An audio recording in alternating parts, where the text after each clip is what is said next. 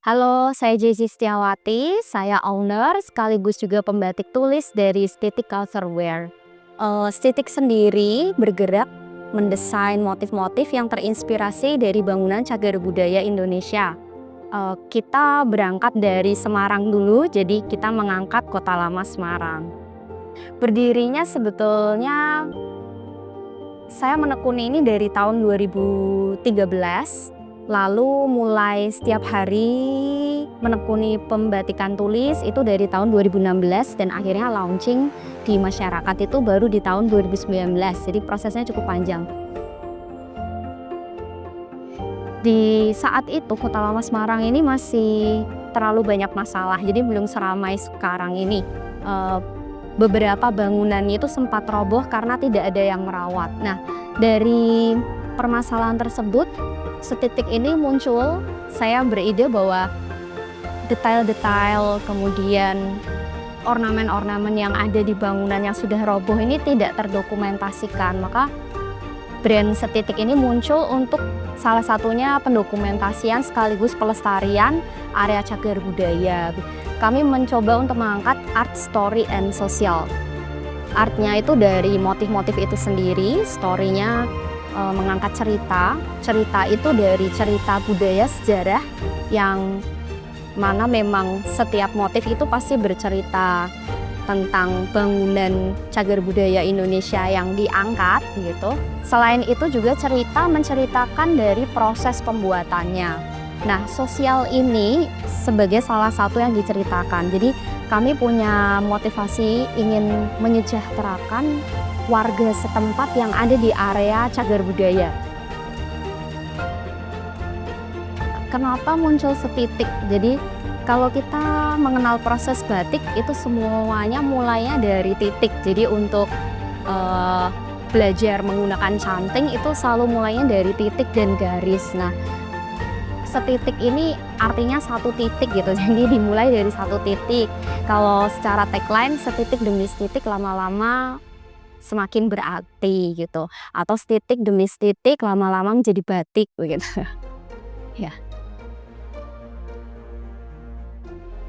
Tantangan itu jelas mulai ketika kita sudah berani publikasi ya di tahun 2019, karena kita tahu sendiri 2020 tuh ada masa Covid dan lain sebagainya. Tapi justru ketika 2020 itu Covid, bisa dibilang Stitik ini malah terangkat dan akhirnya dikenal. Jadi tantangannya jelas di bagian ada banyak ya, mulai dari produksi, kemudian SDM itu juga menjadi tantangan Stitik, kemudian permodalan gitu. Sebagai contoh, ketika ngomongin produksi, saya memang cenderung lebih menguasai di proses pembatikan tulis, kemudian juga pendesainan.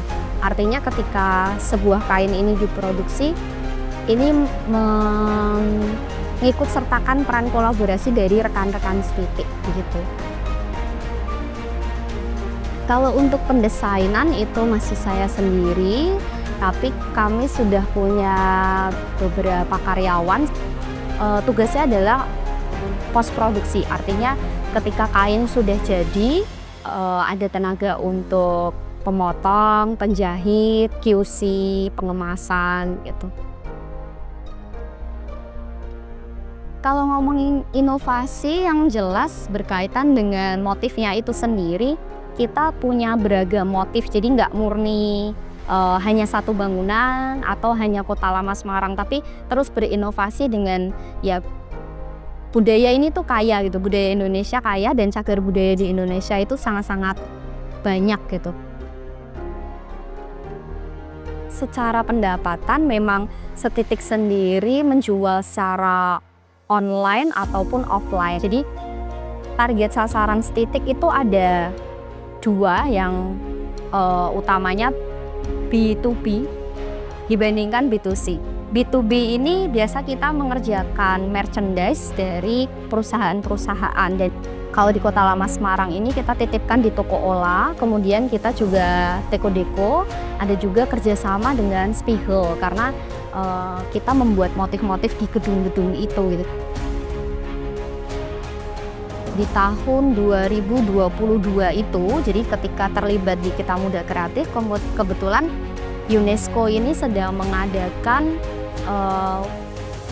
ulang tahun yang ke-50 dan mengadakan lomba desain produk gitu. Nah, Setitik ini join kegiatan itu dan puji Tuhannya mendapatkan juara 3 dengan mengangkat produk Heritage Travel Journal yang sekarang ini menjadi produk yang paling laris dari Setitik. Oke, selain batik tulis ada batik cap. Batik cap, nah selain batik cap, ini produk-produk dari batik cap. Jadi produk-produk dari batik cap atau batik tulis yang dijahit. Bisa pouch, kuncir, kemudian outer tadi, kebaya juga ada, kemeja juga ada, jari kelilip gitu. Lalu kalau ngomong PR berkaitan produksi, masih ingin jalan-jalan ke kota-kota lain. Kalau sekarang ini kan sudah ada Kota Lama Semarang, tambang batu bara Ombilin Sawah Lunto itu di Sumatera, Kota Tua Jakarta.